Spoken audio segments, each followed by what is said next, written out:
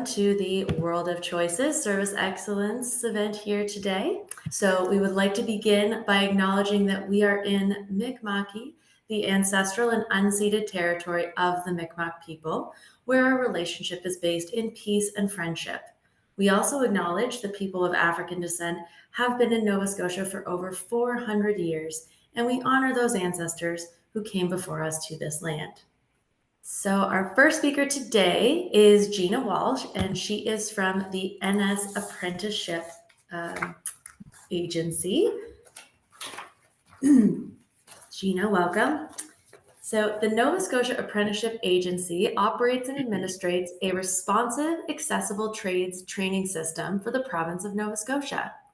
An apprenticeship is unlike other learning programs as it provides a combination of on-the-job and technical training where skilled trades professionals teach both knowledge and skills to apprentices. There are more than 70 skilled trade careers offered in Nova Scotia that individuals can select when pursuing this post-secondary education program. Hi, I'm Gina Walsh. I'm from Nova Scotia Apprenticeship Agency, and I look after Lunenburg, Queens, and Shelburne counties, help out with the rest of the province as well. Some of my trades that I have for the whole province are boat building, marine service technician, and motorcycle technician. So shape your futures. What is apprenticeship? I'll just put this down. Apprenticeship is a post-secondary career path that will lead to certification in the skilled trade. Apprentices complete a combination of on-the-job and technical training. Apprentices work with certified journey persons who pass on knowledge and skills. The apprenticeship model is designed around the fact that most of what you need to learn will be learned on the job. Apprentices own the skill, earn your future, earn money while you learn. As an apprentice, you receive a salary from an employer that hires you. The salary increases as each stage of the program is successfully completed. Employers and investment is an investment that pays off. If you're an employer that relies on skilled workers, apprenticeship is one of the best investments you can make. I'm going to keep going. Easier to enter. We will make it easier to enter the skills trades, create more pathways and skilled trades to newcomers, create enhanced direct entry to apprenticeship program for the underemployed and equity deserving groups. So I want to change over now, if I can, to these are all the different trades that we have in Nova Scotia. But I want to go to our website because I think that that's probably the best thing for everybody here. So we have two pathways to apprenticeship. One is a direct entry. So you can join at 16 years old. You can register as an apprentice as long as you have an employer and one of our over 73 skilled trades. Or you can go to NSCC and we can credit you with some hours and levels as you progress through that. So there's two different pathways. Either way, you will need to go to NSCC to do your block training, okay?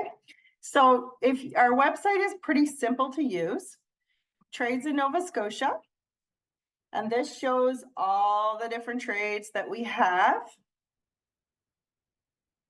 So there's lots of interesting things here. So one of the biggest things with apprenticeship is that we have financial support. So you don't have to go in debt in order to get your career right now. And so when I talk about what we have, I'm talking about what we have today. With the government, tomorrow, things could change. So as of right now, if you were to join an apprenticeship with an employer and you have less than 500 hours, you could get a tool grant, which is $1,000, up to $1,000 to help you buy the tools that you need. This is only for new apprentices, okay? You only have 3 months to apply for this grant. So you have to do things pretty quickly. When you go to technical training through, when you're an apprentice, you get financial support through Employment Nova Scotia. These supports are books, technology, travel, childcare if you have some children, living away from home expenses, and also your living costs. This assistant is not a lot of money, it's just a contribution. We also have just brought out the Women's in Trades incentive again. So this is fantastic. Women that enter 39 construction and manufacture trades can receive up to $750 to help reduce the barriers and support costs associated with new employment as an apprentice. As you progress through your apprenticeship, most trades are 4 blocks. So you need 1,800 hours for the first block, then you go to school, then you write an exam, and then you're eligible for a $1,000 apprentice incentive grant. Then you work another 1,800 hours, up to 3,600 hours. You go to school, you write another exam, and you're eligible for another $1,000 grant. Then for the trades that aren't Red Seal, you can get the $750 Provincial Apprentice Progression Award. For a Red Seal trade in your level 3, block 3, once you have worked 5,400 hours, gone to school, wrote your exam, you can get $750 Provincial Apprentice Progression Award. Some of our trades are 3 blocks. So at this stage, you can either get a $2,000 completion grant or the $750 if you go further to the 4th level. One perk that we've just done, which is fantastic, is any final block exam has been removed. And then you just write your Red Seal or your provincial certification. Once you get your Red Seal or your provincial certification, you can apply for your $2,000 completion bonus. There's 2 different ones, one for Red Seal, one for non-Red Seal trades. You can also apply for, when you go to training, a $4,000 Canada Apprentice loan, which is interest-free right now. We don't know when that is going to change. I always say, if you don't need to take a loan, don't take it, because you have to pay it back. You also can qualify for employment insurance, which if you worked your 1,800 hours, you would definitely qualify, so that you have that while you're in training. Another perk is if you're under the age of 30, you will qualify for the MOST program, which is a provincial tax credit. So up to $50,000, which gives about $4,800 back. We also have youth apprenticeship. So there's some different things here that you can go on to for youth apprenticeship, and take a look at those when you get a chance. I know I can't go through everything because it takes quite a long time. So we're going to go back to trades in Nova Scotia, and you're going to see that we have 54 Red Seal trades, 13 trades that are compulsory. A compulsory trade means that you must be registered in the trade in order to work in the trade. We have 8 trades that require license and permits. So like I said, the website is very easy to use. So if you wanted to be an auto body collision technician, you can see that that is a Red Seal trade and it's compulsory. So you must be registered. It also shows you the pathway that you need, how many levels it is, and the hours that you would need. We also have a trade qualifier program. So if you were to have 10,800 hours in the trade, you could trade qualify. So for construction trades until October 2025, 2024, sorry, you can get your trade qualifier for construction trades free. It was going to be until later, so that's what I say. Things change pretty quickly. Automotive service technician is another popular one here. You can see that that is a compulsory trade too. However, if you want to be a carpenter or a cook, it is not compulsory, so you don't need to be registered, but it's always nice to have your certification. In saying that, you have to remember that if you're applying for any of our trades, you need to work under a registered journey person. Gina, Sure. you mentioned that you oversee some specific trades, and we've heard a little bit lately about boat builder. Is this a Oh, trade boat that is my you're favorite. seeing resurface in Nova Scotia? Absolutely. So boat builder is a fantastic trade. I love it because I love the water, of course, and get to go to see some fabulous boats. But it's also a trade that we run with the Boat Builders Association. So there isn't any level exams per se with this trade. It's not a red seal trade, but it's a certification trade. And it's 3 levels, requiring 5,400 hours for completion. And at the end of 1,800 hours, you would do a review test, which is a hands-on thing with the Boat Builders Association. Okay. Yeah, and so then after level 2, 3,600 hours, and at level 3, 5,400 hours. So these are things that you would do with the Boat Builders Association, and you qualify for the $750 progression award for each stage, and then the 2,000 at the end. It's a fantastic trade for sure. Thank you so much, Gina. Yeah, and with boat building, there's so many different aspects of boat building as well. You've got your wooden boats, and you've got your fiberglass. So there's a lot of different things that you can do with that. And as our audience from HRM mostly? Not necessarily, no. Okay, so we have this trade in all of the province. HRM does have some boat building shop as well. Oh, very cool. I wasn't aware that it was so broadly offered around the province. That's really exciting. Yeah, no, it's fantastic. So we're getting some great boat builders to trade qualify, and it's going great. Yeah. Okay, and I just wanted to let you know that if you go on Contact Us on our website, there's our contact information. And for wherever you live, if you click on our links, here I am here. Wonderful. And so you can get a hold of us. Thank you.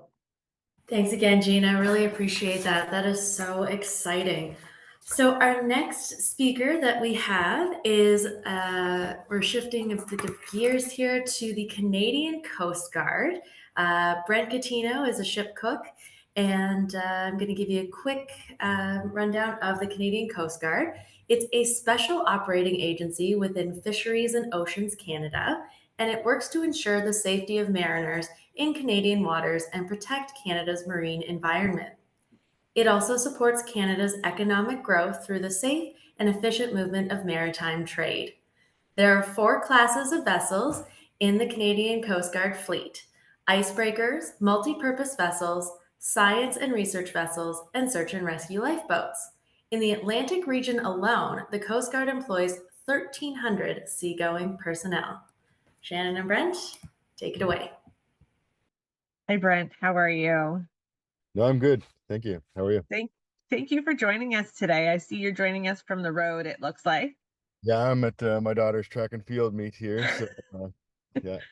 That's that work-life balance bit. Hey. So, Brent, what brought you into the trade of cook? So I got into cooking out of high school. I've been cooking for about 20 years, and I think what drew me there is when I got out of high school, I didn't quite understand what I wanted to do, and so I figured if I went into cooking and I decided I wanted to do something later in life, at least cooking would be a skill that I'd have for the rest of my life, and it's going to be something I'm going to use till forever, right? So And if I decided to do something different, then at least I know how to cook a little bit better. That's kind of the idea of why I went it. And then I just stuck with it for the last, I've been in cooking industry for the last 20 years. So yeah. That's awesome. Now, you're with the Coast Guard now. Can you tell us a bit about the journey that got you to where you are? Yep. So I did the cooking program at the King's Tech NSCC program in 2004, 2005. I cooked in restaurants for 10 years. Started in the Valley at the King's Arms Pub in Tempest and Wolffold. Then I moved to Halifax, and then was cooking in a bunch of restaurants in Halifax, and became the chef of Cut Steakhouse for a number of years. And then I started a family, and the workload was getting to be a little much to balance the family life. So then I looked at the Coast Guard and saw that, they had a better schedule. It was time on, time off. So right now I go to work for 2 weeks on, I'm off for 2 weeks at a time. So it was a little bit easier of a life to juggle with family. But yeah, to get there, I had to do my MEDs, which are now the NSCC offers it now with the cooking program. They didn't when I started, but you have to go in and do your Marine emergency duties, which is like Okay. firefighting at sea. Uh, uh, it does a lot of safety on the water, man overboard drills, and rescue at sea in case, you have to rescue somebody. And so there's a lot of training. I had to do that separately, but now I think they offer the course together. They have a Okay. SIPS cook program at an SEC, which I didn't do, but now they do have it. So, which is if it, if you want to go to sea, then it's going to be a little bit more beneficial. There's more money going to sea than working land jobs, so that's another benefit of going to sea. But yeah, Okay. What is a day cooking at sea like? it's so my shifts work from 6 to 6, and then I have 11 people on my ship, and it's like cooking for a family, like a Thanksgiving family dinner, right? You get up, you make breakfast for all your guys, your crew, and some people have allergies, and um, some people are picky, so you gotta make alternative menu items for them if they don't want to have just bacon and eggs. Some people want to eat healthy, so you gotta have salads, and Yeah. you just have to be conscious of their dietary needs and You're stuff. almost a private chef. Basically, yeah. And then I make lunch. I'll do like soup salads. I'll do, and like again, you have to have an alternative for somebody who has allergies or doesn't like what's on the menu. So, but yeah, it's pretty good gig. And I mean, the hardest part about working at sea is weather conditions and sea state, right? Sometimes it's not like cooking on land because you're always on a flat ground. You could get into some pretty bad weather sometimes, and you got to kind of roll with the ship, right? Literally. Roll with the punches, right? And make sure things are buckled down, and you're not losing a pot of soup every time the ship goes 45 back and forth. So there's a little bit more to it, and then other than that, the hardest part of working at sea is sometimes actually just being away, right? You're away from home for. Now, some ships, like in the Coast Guard, we have 2 weeks on, 2 weeks off, and 28 days on, 28 days off. But there are some ships, other than the Coast Guard, that if they go the Coast Guard route, they could be gone at sea for months at a time, 3 months at a time, and then back home. So those are things you got to think of if you're going to sea. And do you actually, if you have a family or a Are you dog or ready for something that? to Yeah. look after, then you're going to be gone for a little while, so you're going to have to arrange for somebody to look after stuff like that, right? Yeah. uh, Other than that, like, I like the balance. I go to work for 2 weeks, I'm home for 2 weeks. It's a good work-life balance for me. It's short intervals, and it's not going away for 3 months, and Yeah. Would you describe being a cook as a creative trade? very much so, yeah. 'Cause you're always constantly testing yourself, and I'm always a lot of it I find is self-taught. I mean, yes, you can move around from restaurant to restaurant and learn new menu items, learn different types of cuisine. But if you don't do that, then you kind of got to teach yourself along the way. And that can be just as fun too, because sometimes you get stuck in a restaurant and you're just making the same menu items over and over and over again. And so then you got to come up with specials that you're going to run for a night. And so sometimes you got to do that kind of on your own and research recipes, or maybe you want to try something Italian, or you want to try something Thai or Vietnamese, or bring it back over and do some French cooking. Or so you gotta you yeah, it can be it's all creativity, What is right? your favorite thing to cook? I've been asked that many times, and I Your favorite thing today? favorite thing today. I always like making pho, like Okay. soup. Just very comforting. It's just it's I don't know. But tomorrow you ask me the next question, I could say sushi, or I could say Italian food, or who knows, right? But It's that creative piece, right? and it changes, right? It's just like anytime you're craving something, and I like it all. That's why I got into cooking, right? Because I love cooking, and there's not really one thing I love, because I love food too much. So, Brent, you have had the opportunity to cook onshore in restaurants, etc., and then take it offshore. Thank you for sharing that with us today. Thank you so much, Brent. All right, you're welcome. Thank you. This is that portion where you get to listen to me for a little bit longer. And we're going to talk a little bit about transferable skills. So, transferable skills are that secret sauce. They're those words that you hear all over the place about communication, about teamwork, about creativity, so on and so forth. They're that like secret language that or that employers use when they're looking for somebody for a role that's going to fit just so. We often hear lots about the specific knowledge around a trade, a career, etc. Do you know how to measure that particular thing? Do you know how to calculate a particular thing? Do you understand the difference between A and B? But the pieces that really tie somebody into being a strong employee are those transferable skills. So we're going to talk a little bit more about those. The government in Canada has said that there are 9 essential skills for success. We would often argue that there are more, but these are the 9 that they speak about. Now, a couple of them we learn about in school all the time. Reading, writing, numeracy. Those are the 3 that's what school's foundation is. And you will learn some of those things in your trades careers or in your special training along the way. But it's also those pieces about collaboration, about being digitally savvy person and being able to adapt or problem solve that becomes so important. So during an apprenticeship, it's expected that you have the skills required and you're able to learn technical skills for the trade.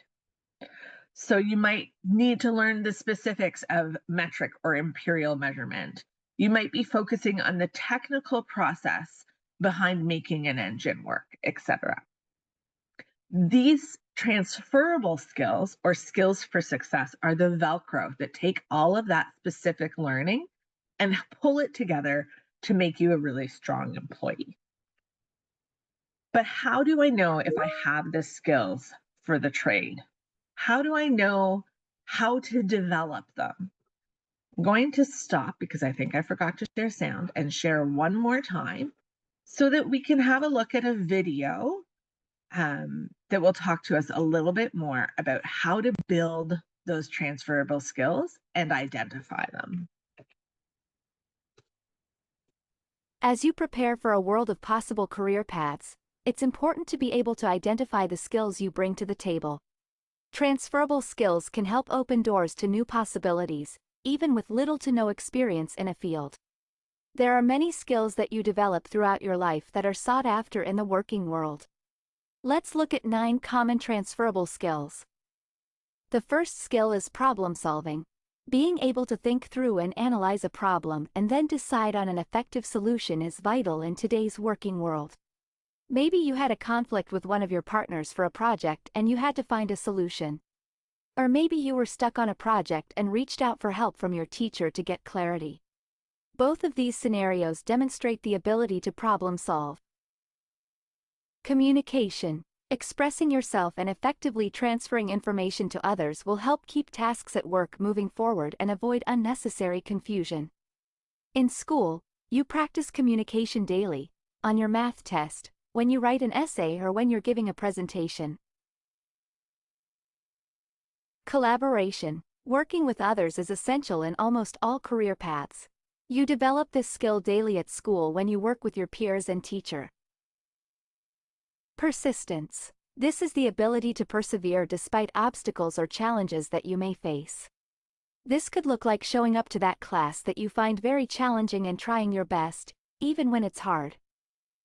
Businesses look for this because when challenges arise, they can count on you to not give up and work hard to move the business forward. Critical thinking.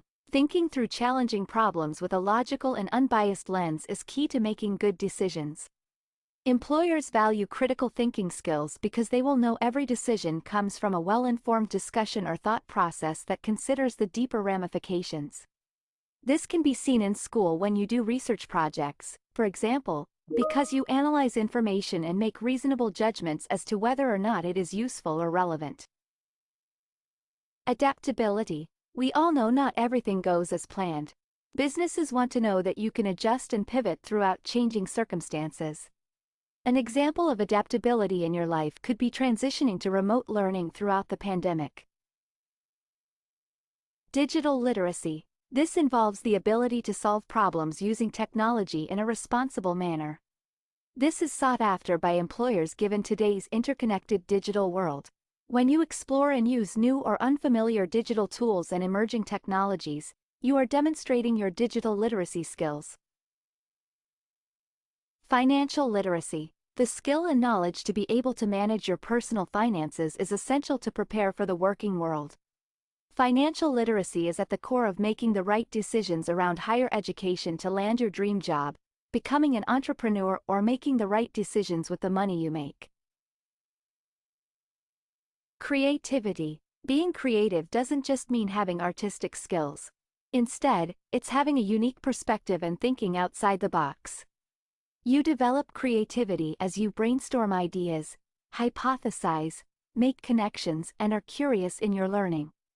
This is sought after in the working world because creativity leads to innovative ideas and solutions for businesses to pursue and set themselves apart. So what does this mean in the skilled trades specifically? The skilled trades are such an opportunity, especially here in Nova Scotia. As Gina mentioned earlier, this is a career path that requires hands-on work, specialty knowledge, and on-the-job training. These workers, they build our infrastructure, our homes, our schools, hospitals, roads. They keep industries running and keep everything happening, performing the services that we all rely on every single day. There are more than 300 designated trades to choose from in Canada that span across all different sectors.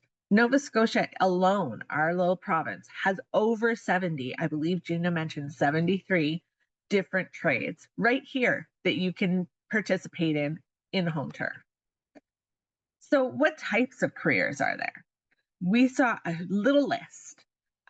Gina shared a bigger list with us, and this is just a couple of categories with things you may not think of or maybe outside of the box. We think about construction trades. Automatically off the top of my head, when I hear construction trade, I think carpenter. But carpenters aren't the only ones, and neither is this list. There are millwrights, there are electricians, but there are also brick and stone masons and drywall finishers and plasterers that help make things happen.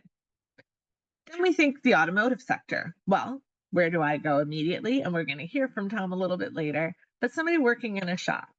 I don't think about the automotive painter.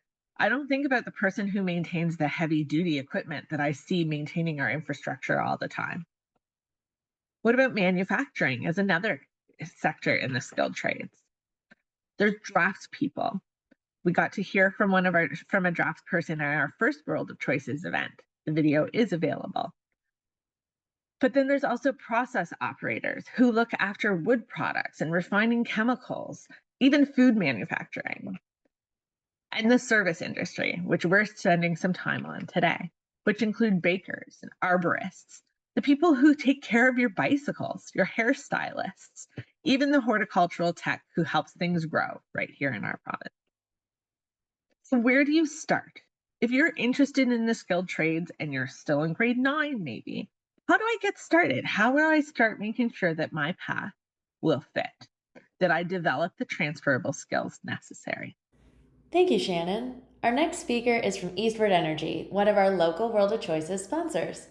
Andrew Reid is here today to talk about his role as a lead technician. First, here's a bit of background on the company. So, Eastward Energy operates a full regulation natural gas distribution franchise.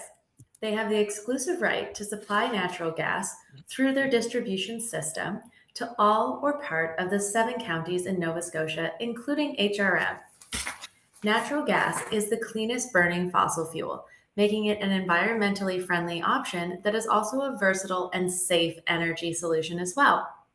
Despite the decommissioning of the offshore Nova Scotia natural gas supply, Eastward Energy has contracted for 20 years of pipeline capacity to access a reliable supply of natural gas for Nova Scotians.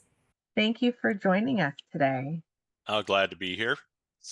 I guess I saw your email from yesterday, Julie, and so I kind of got it up here with the questions that you suggested, and that's going to be a real big help for me. So one of the first questions that you had in here was, why did I choose this career? So my training is, I'm a plumber, pipe fitter, power engineer by trade. So more or less, I chose this career based on financial stability of a utility. So to do what I do as a lead technician, there's no real true training for this. So it's kind of unique. There's no specific journeyman set of skills that you would go through.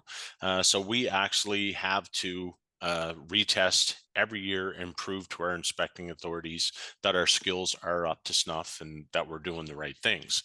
The segue into this would be, many years ago, I never even thought I was going to work in the trades, and just by circumstance, I ended up in a 10-month steam fitting, pipe fitting course in Newfoundland, where I'm from.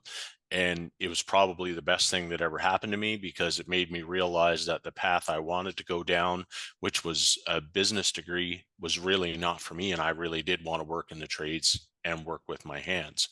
So basically, to enter into what I do now, a person would go into plumbing, pipe fitting, or gas fitting in particular would be a big asset. And those are kind of the skills that we would look for, because that provides the background for the skills that we would have to teach, because they're extremely specific and they don't apply to any other trade, which is one of the reasons there's no true trade certification for this. So, any of those things you can get into. One of the beauties of the trades is, for most of them, you can enter into the trade immediately out of high school. You don't truly have to have any educational background to start. And for example, when I said I'm a plumber, pipe fitter, power engineer, and gas fitter as well, then that we all do the same first year program now, which is called first year pipe trades. And so you can do that program, and then you can basically branch off into any of those areas. Maybe you'll have a particular interest for that. So then after that, the additional training and experience is whatever route you choose to go down. So you could go after, say, strictly a gas fitter, strictly a plumber, strictly a pipe fitter, but most of those trades all tie together. So just as an example, if you go to be a plumber, it's a 4-year apprenticeship program. You can go, but you're taught a lot of pipe fitting along the way, and you can go back and do one more block of school, and then you can get your pipe fitting ticket. In most provinces, your gas tech 2 comes along with a plumbing trade, as example. Go back, do one more block, now you're a gas tech 1. So they're all very intertwined, and it's very commonplace now to see employees in the field with multiple journeyman certificates. And that's very important because that's the thing that will achieve you the highest money that you could earn in the trades, and the trades pay extremely well. So to enter into the trades, you would probably make better than a minimum wage to start. And so like most trades, you have to work 1,800 to 2,000 hours in the field, and that's basically on the job training. Then you would go to school for an 8-week block. One of the beauties of it is you actually get to get paid by the government while you attend school for that. So you still earn a lesser amount of money. Then when you come back, as you pass each grade, as you move along, a pay raise comes with that. So somebody in the trade, say that would be on what we would call the downstream side of the system. So they would be looking after the boilers, the rooftop units, the heating appliances that will be in the buildings. You know, most of those big companies like, you know, the Black McDonald's, the Carmichaels, those are all union companies. Guys there can make upwards of $50 an hour. And they also have pension programs, they have benefits, they have everything. And you can earn a significant amount of money working there. One of the downsides to the job may be that you will work a lot of hours. You won't, like a 40-hour week can exist, but you know, most of the guys, they work a lot of overtime when you get into those union positions, and that's really where they make up their money on the backside of that. And you may have to travel some. So for me, travel is great. I do enjoy it. I just travel within Nova Scotia through the 3 areas that I work.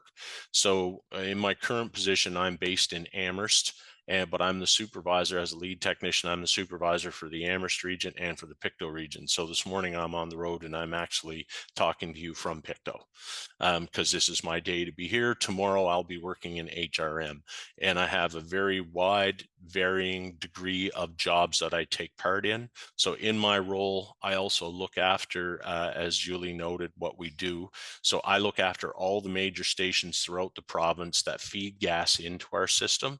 And then I also look after the substations of, like, you know, the VG, the Dartmouth Hospital, so on. All those are major customer stations, and they fall under my umbrella as well. So that's one of the things that really excites me about it. The other thing is now we're on the energy transition. And so we're sort of towards the leading edge of that, and hydrogen will play a big part in our future.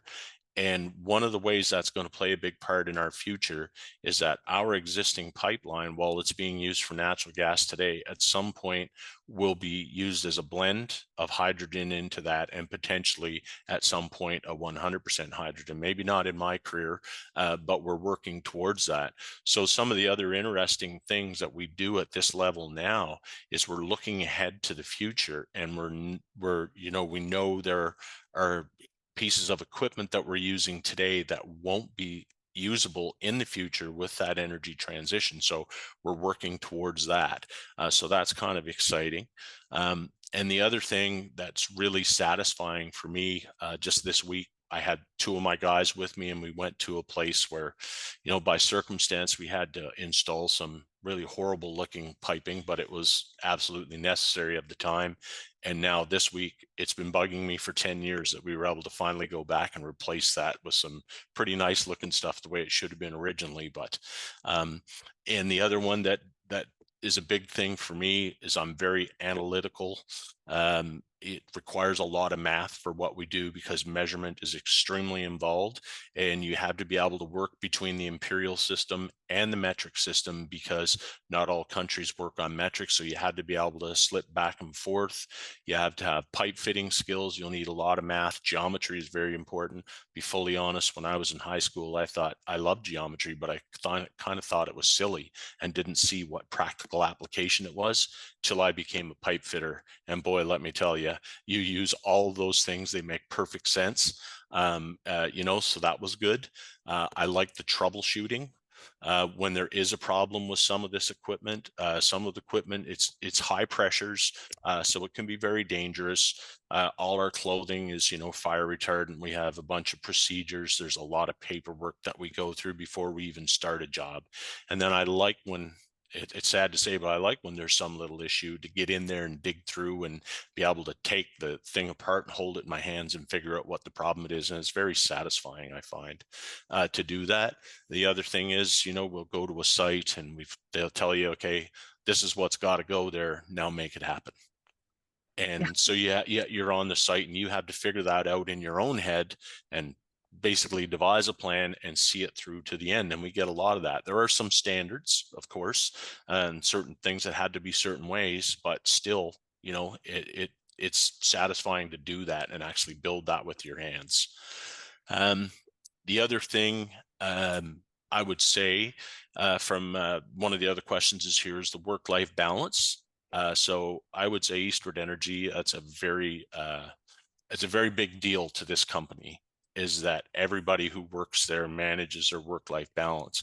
And I would say it has to do with the individual. You could work as much or as little as you need to. I mean, there's always some financial constraints to that, but this is certainly an industry that we've never really felt pressed on that. But there are certain times I am an on-call technician, and unfortunately I'm on call about 6 months of the year. So that does place a large restriction on my life. In most places you do get paid to be on call. And then if you do get called out, it's overtime. So that can be a trick to figure out. But it depends on which section of the business, whether you want to go to what we would call downstream, if you actually want to work into the utility, it's able to be done. And right now, I would say the demand for the gas trade in Nova Scotia is big. There's definitely a shortage of tradespeople in the country, period. And I would say right now, the gas trade is one of the best ones you maybe could get into in Nova Scotia. Andrew, you just hit every transferable skill, I think, that I could want youth to be thinking about. Wanting them to understand that, like math, there is applicability to it, but then also that problem solving and that adaptability piece. I really appreciate that you just ran with it right there. You couldn't have asked for better. Oh, good. Thank you. Now, I do have one question though. Sure. When somebody is entering this field, so they've gone to school, they've done their pipe fitter or gas fitter, and they're like, you know what, I'm really interested in heading into the energy sector. What is something that they should be considering having a deeper understanding of, or what is the thing that's going to get them from one to the next? So the first would be the gas for us, certainly, to get into the energy sector. You're going to have, it's a focus on detail, and it's going to be your willingness, basically. There are somewhat limited opportunities for this in the province of Nova Scotia currently, but they're always coming up. And so I think in the next few years, we're going to be looking for 2 new technicians. And so you have to be adaptable, because the unfortunate part is that even being a gas fitter who installed the downstream equipment, once you join the utility, only a small portion of those skills will be transferable, because what we do on the utility side is not taught anywhere else. So you just have to have that strong mechanical aptitude, realistically, and a good attitude and a willingness to learn, and a little bit of patience as well, because it does take a while to achieve this. Even like if you were to join us today and you started and you came on as a Tech 1 gas fitter, it would still take you probably 14 months of in-house training with us to get to that point where you would be an on-call technician to work on your own. So it's one of those spaces where you're truly going to get out of it what you put into it. Absolutely. There's no question. So, we have guys in our company, and we're all technicians, and they're all at different levels. So I'm kind of at the top of the heap, but I really put the work in.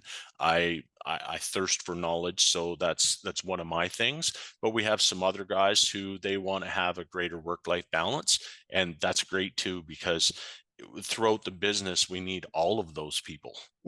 And they still fill in a big segment of the work. So it's always just like you said, everybody will get out of it what you put in, and then it's going to be to the point of your desire once you get there. Do you want to aspire to that next level, or are you happy at this level, right? So everybody has that choice. But I've been doing this now for This is my 23rd or 24th year. I actually transferred back here to Nova Scotia from our sister company in Alberta, and I could not imagine doing anything else in life. I wake up in the morning, I'm anxious to go to work. I can truly say that I love my job. Maybe not every day, but if we work 200 days in a year, 185 of them, I can't wait to get to work in the morning. That's got to be a good feeling. And I hope that for all of these youth. Thank you so much for joining us today. You're welcome. Thanks for having me. So next we have Tom Stephanne. He is a licensed automotive technician here from O'Regan's Mercedes-Benz and Sprinter. And they carry the entire lineup of new top-tier performing Mercedes-Benz models, including the Sprinter van line. They make customers their highest priority, allowing for the ultimate Mercedes-Benz experience every time customers are there. O'Regan's valued employees provide the quality repairs and quick, efficient maintenance that built the company's outstanding reputation. Their technicians are trained and certified to handle any automotive issue using authentic Mercedes-Benz parts to complete the job. Hi, Tom. Welcome. Thank you. Thank Good you to for be here. thanks for taking time out of your busy shop day. I see all the cars behind you waiting for some service, I'm assuming. Yep. It's great That's to right. have you. So, Tom, can you tell us a little bit about what got you or brought you to O'Regan's Mercedes-Benz and Sprinter? Reagan specifically, when I give a little bit of background, I finished high school and I went to university. I went in thinking university is my only option for a successful career. So I did 2 years of commerce at St. Mary's, worked for a couple banks. I was pretty unhappy doing it. It wasn't my passion. I'm a huge car nut and I already liked playing with cars with friends and working on them. So I took a leap and went to NSCC for automotive repair. Loved it, did very well, most successful I've ever been at school, and I wasn't great in high school. Then I completed core, which is a whole 2 semesters from September to June of automotive service and repair. Okay. And before you graduate, you do an 8-week work placement. So a lot of garage and dealerships will line you up, will take you on for your work placement. So I actually went to O'Regan's Reconditioning Center, used car reconditioning for my 8-week placement. I did very well there. I really enjoyed working on cars. They hired me or offered me a job once I had graduated. So I went back to school for a week or two, graduated, wrote my last tests, and then started working for O'Regan's. After about 9 months at the reconditioning center, I liked German cars. I worked on a lot of the German cars at the used car center, and I got offered a job at Mercedes when a position opened up. And that was 13 years ago when I started as a first-year apprentice for Benz. And I'm now a Red Seal licensed tech, and I'm also the shop foreman of the Sprinter shop behind me. So that's I long love that why I ended up story. here specifically. Yeah, I love that story because so many youth think that university is the option for success, but skilled trades is such an amazing opportunity. I'm assuming you're glad you took that leap. I mean, you're at work and you're smiling. I'm very glad. It's been rather life-changing for me. My parents were big on university is the only way. And I was, like I said, I was doing it, but I was quite unhappy. I did a placement at a bank for 2 summers, sitting in an office all day, on a chair all day. I'm like taking things apart. I like fiddling. I like being busy. I like diagnosing and solving problems. And it didn't really do anything for me. So it was a bit of a leap of faith to go into something I wasn't familiar with, the trades, but it ended up being amazing. I made a good career out of it, good income from it, and I would highly recommend it to consider for people who like to physically do things with their hands as well as their minds. Yeah. So, Tom, what's on your to-do list today? My to-do list today is this Sprinter van here that randomly shuts off while driving. So it has an electrical issue. If you hit a bump just right, it turns off. And this GLE 450 here is in for service and alignment. Okay. So, yeah. That's your immediate to-do list. That sounds great. And what types of different things do you get to do? So describe all of the different sort of aspects that you get to participate in your particular job. So that's what I like most about this job is no 2 days are alike, and you're doing different work, different diagnostics on different vehicles every single day. It can be from basic oil changes and changing a set of tires to mechanical engine repair, and an engine has 1,000 moving parts in it, and any of them can go wrong. Transmission repair, a lot of electrical diagnostics. This car to my right has 92 control units in it. So it has 4 different bus networks in it for everything to communicate. It has wireless satellite internet, Sirius satellite radio. It is very connected, very advanced. There's an enormous amount of electrical things to do these days. We do a lot of heating and air conditioning work.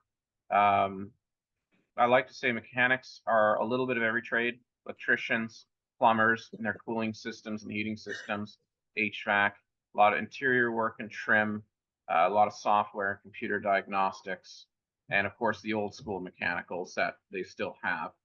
And for myself, who's a licensed technician, I could get any of it any day on any model. So it's always keeps my brain sharp and always gives me a new challenge every day. It's never ever boring. As a new apprentice, you would start off with basic services, fluid changes, tires, maybe alignments, and then through the 3 more levels of apprenticeship, level 2, level 3, and level 4, you would do more advanced repairs. So then you would start getting into air conditioning and heat systems and getting into mechanical engine repair and then into electrical diagnostics and testing. And yeah, you kind of level up with each level of apprenticeship till you're doing everything bumper to bumper, wires to mufflers. It really does sound like you're a little bit of every trade put together, as you said. Now, what would be like your favorite piece to get into? Is it going back to the classics and like doing those alignments or things, or getting into the nitty gritty new electrical finagly stuff? For me, my favorite is I still enjoy engines quite a lot. I'm a diesel engine specialist, so diagnosing and repairing diesel engines, as well as gasoline engines. I enjoy electrical problems a lot, especially when vehicles like this van are acting up and having to get the diagnostic tools out and tracing down where the electrical fault is, because of course it's invisible and you really have to use your mind and test equipment to figure out where the current starts and where it stops, and if bus communication data is correct or what's the word? Fuzzy. But yeah. It sounds like there's a lot of ongoing training to stay up to date with what's happening. Yes, there is a lot. We do with Mercedes and most brands, we do quarterly training. So every quarter, every 3 months, I have to do at least 3 or 4 training courses on the latest models, the latest engines, the latest entertainment systems. There's also, of course, as an apprentice, you go back to school 3 more times with NSCC to learn for 7 to 8 weeks to learn your levels. And then once you are a licensed tech, although some apprentices do go, you start doing in-class training with the manufacturers. So for Mercedes, they have a training academy in Ontario. So I fly to Toronto once or twice a year, do in-class training. I was just there this year taking these engines in these vans, take them completely apart, learn how they work, put them all back together, talk to the actual engineers who designed it. It's just so you can come back to work, and when they come in the door and they have problems, you're ready with the knowledge and the experience to fix them and get them back on the road for the customer. Now, we're talking to a bunch of youth today in their classrooms. What would you say are the transferable skills they should really look at developing to head into this trade? I would say starting to get some good hand skills with basic hand tools. So if you fix your own bicycle, if you take it apart, if you use screwdrivers, wrenches, and ratchets just to start and learn how nuts and bolts and cables, gaskets, basic repair things work, and start getting a natural feel for assembling and disassembling things like your bicycle or scooter. And then even if just as important these days is software and computers. If you build your own desktop tower, if you're into gaming and you're updating graphics cards or RAM, these vehicles have graphics cards and RAM. These vehicles have the networks. We do just as much electronic as we do mechanical these days. So those I'd say are good skills to sharpen when you're entering the door fresh. Thank you so much, Tom, for spending some of your day with us. I really appreciate it. So our next guest is Stephanne Bastien. I hope I pronounced the last name correctly. He's a field service manager from Graves Electrical, Plumbing, and Mechanical. So Graves is a leader in innovation among Nova Scotia's mechanical, electrical, and plumbing industries. Their highly trained teams have a vast knowledge, which includes managing all aspects of HVAC requirements, installation or maintenance of electrical systems, and solving any plumbing related issues. Graves works among Nova Scotia's diverse industry sectors, committed to integrity, professionalism, and excellent customer service. They are also opening a second location this year, which is a major milestone for the family founded company. Hi, Stephanne. Thank you for joining us. Good morning. It's no problem. My pleasure. So, field service manager, what does this mean for you? So the field service manager, I feel like it's a position Graves kind of invented. So I report to an operations manager for service, but as a field service manager, I'm kind of that bridge between your technicians and the office. So I'm a plumber by trade. So most of my day and work involves the actual scheduling side of the service division here in Yarmouth. Scheduling speaking to customers, helping with estimations and stuff like that, and interacting with our technicians, assisting them with difficulties they're having as well.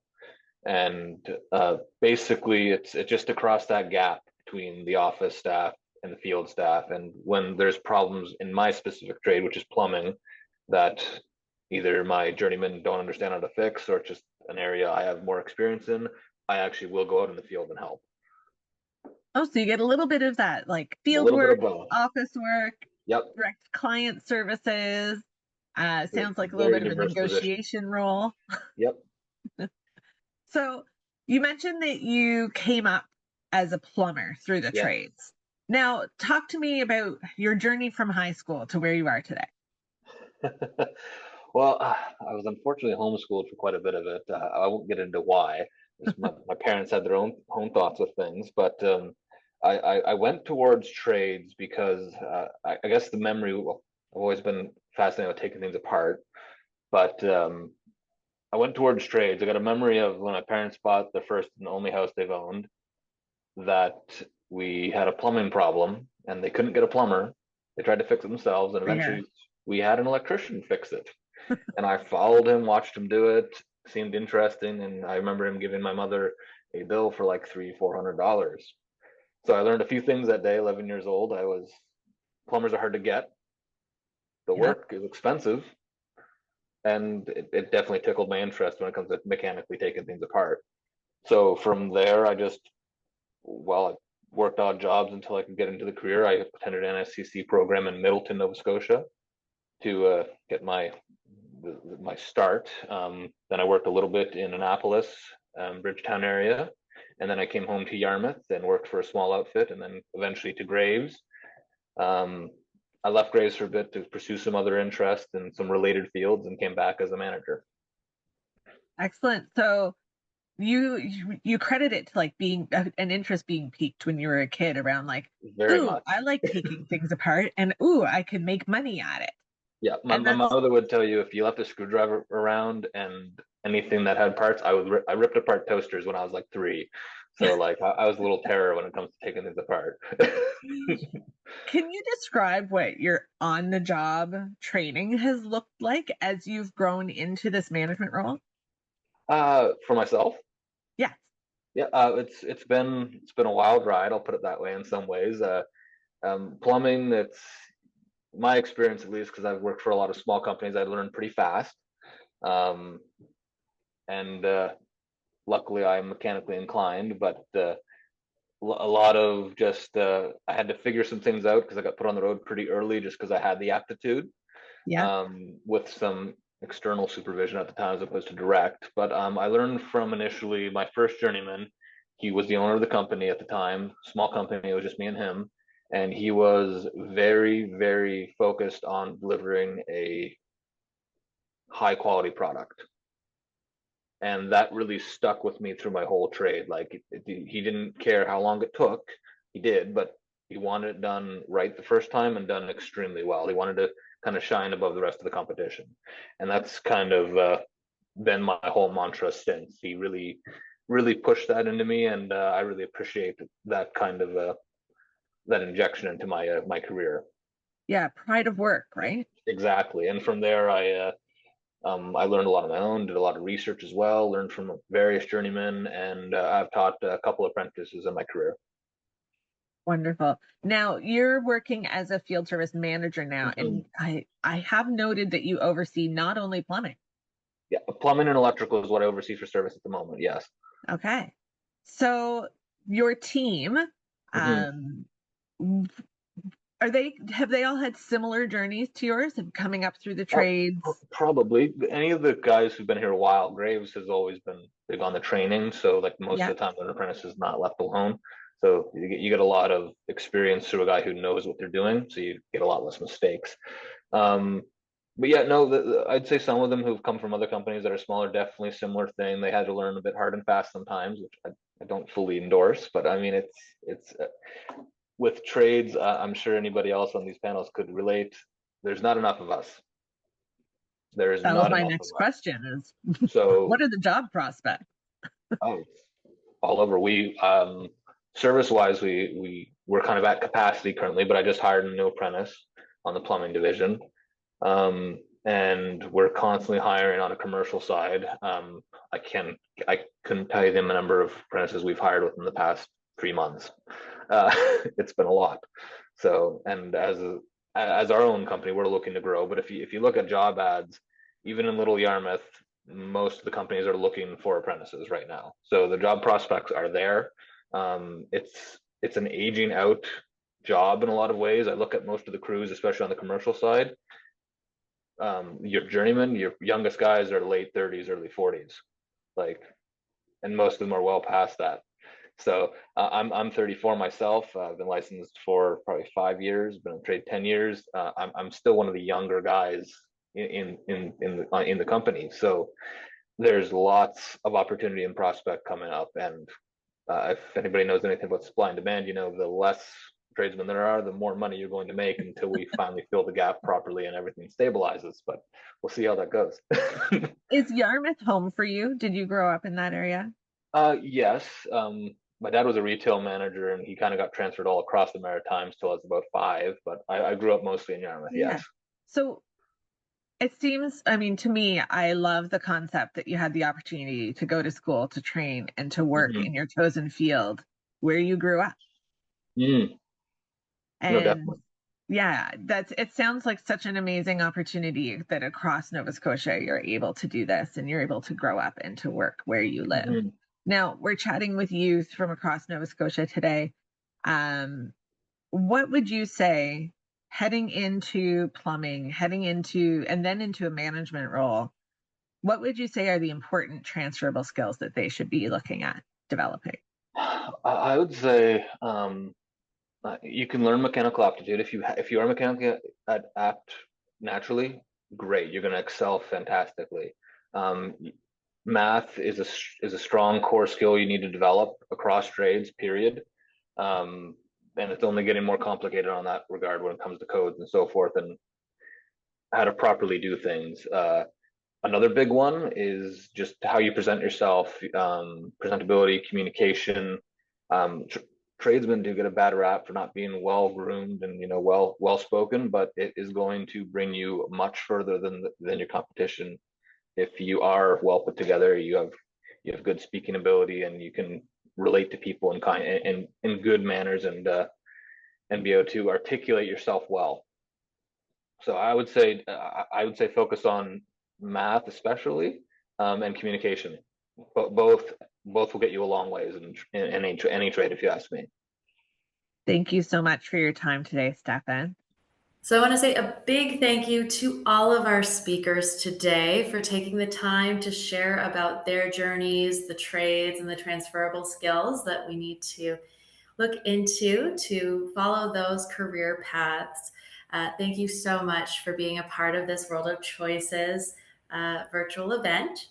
And of course, this wouldn't be happening without our sponsors. So we have our national supporting partners, Amazon, Avanade, Taco Bell Foundation, GM, KPMG, CNA, and our local supporting partners, the Education and Early Childhood Development, EECD of Nova Scotia, ACE Machining, Coltech, and Eastward Energy, which one of our speakers, Andrew, was here today.